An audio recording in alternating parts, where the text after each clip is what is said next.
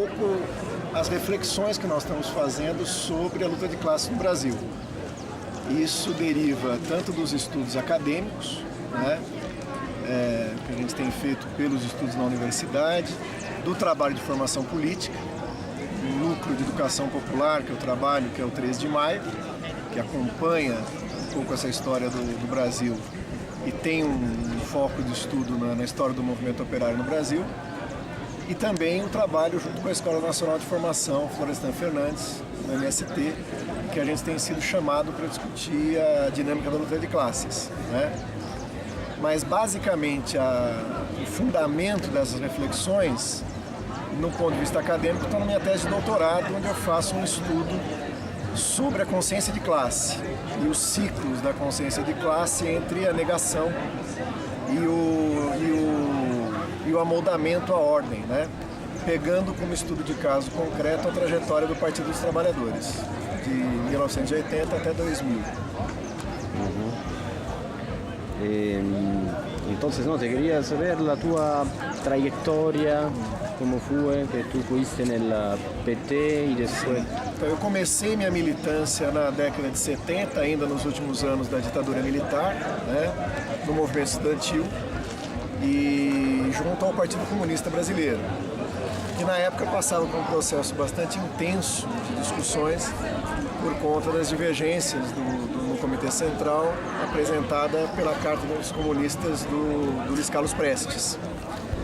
Nesse processo de dissidência no Partido Comunista, formou-se no mesmo contexto as greves operárias no ABC e daí a proposta de criação do PT.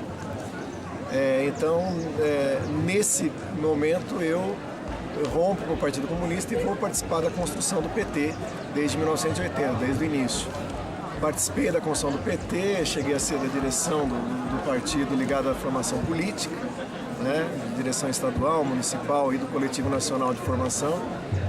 E recentemente, devido à inflexão política sofrida pelo Partido dos Trabalhadores, nós participamos de um processo de dissidência, juntando vários companheiros do Brasil todo.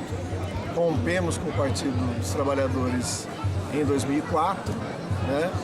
E aí regressei novamente ao Partido Comunista Brasileiro, que por uma coincidência nesse mesmo momento fazia o seu 13º Congresso e também rompia com o governo Lula pela inflexão política à direita que ele descrevia. Então acabei regressando ao PCB. Entonces la actual postura del PCB en frente al governo Lula, qual é? É de oposição. O PCB hoje está na oposição ao governo Lula, né? É bom que a gente diga que esse rompimento do governo foi por motivos programáticos e políticos, foi antes de tornar-se público os escândalos de corrupção, foi mais uma reflexão política e programática mesmo, né? Quando foi isso? O 13º Congresso foi em 2003, 2004. Entonces, desde el 2004, Isso, meados do primeiro el mandato PCB do Lula. não está mais... Não está mais junto ao governo Lula. Não houve um rompimento com o Partido dos Trabalhadores, né, mas sim com a orientação política do governo Lula naquele momento, fazendo uma inflexão e uma política de alianças, primeiro ao centro e depois junto com os setores do empresariado, do agronegócio, e fazendo uma política de sustentação à direita, com partidos como o PTB, como o PP, partidos no Brasil de um leque político à direita.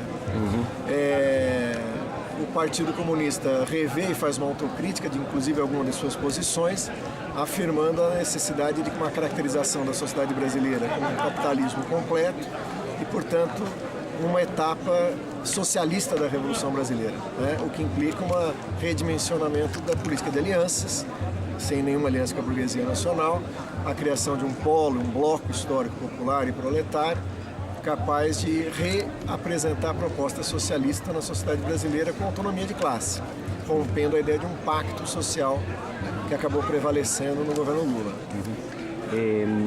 También el PCdoB está en la oposición. Não, o PCdoB faz parte da aliança do governo Lula e acabou fazendo uma aproximação muito intensa em relação ao PT, né?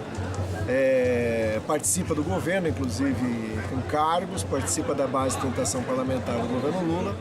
Foi discutido ativamente dentro do PCB a possibilidade de unificação com o PCdoB, né? E foi exatamente essa tese que foi derrotada no 13º Congresso.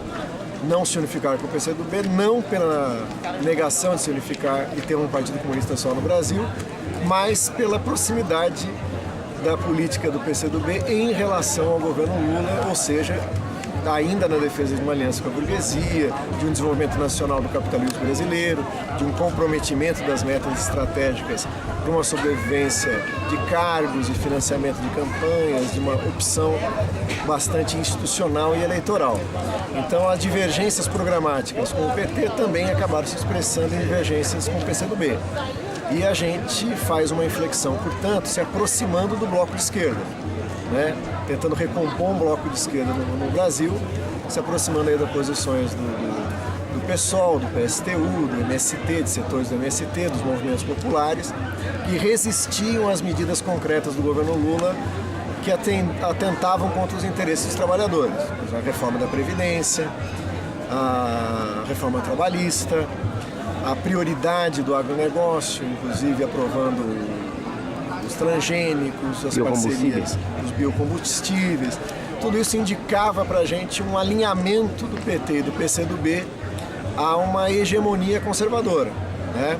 Abrindo mão das propostas de um campo popular que haviam prevalecido entre a década de 80 e 90. Então a tarefa nossa prioritária é recriar esse bloco popular, né? Mira, tú sabes que soy italiano, entonces lo que quería pedirte, ¿cuál piensas tú que es el aporte del pensamiento de Gramsci all'interno adentro del movimento comunista internazionale attualmente? Então, e nello specifico no Brasil. Então, na própria trajetória do PT na construção de sua estratégia, num determinado momento, tentou-se se apropriar de uma certa leitura de Gramsci. E, de certa maneira, nós vivemos isso na década de 70 no PCB, né, onde a influência do chamado eurocomunismo era muito grande. No entanto, a leitura de Gramsci que se trazia para a gente, até por conta dos seus tradutores para o português, etc., era um Gramsci bastante enfatizado no aspecto de disputa no interior da sociedade civil e quase que transformando a categoria de hegemonia numa justificativa central do abandono da perspectiva de uma ruptura revolucionária, ou seja, uma justificativa de uma estratégia praticamente moldada a uma opção institucional, eleitoral e de convivência nos moldes e nos limites da institucionalidade burguesa.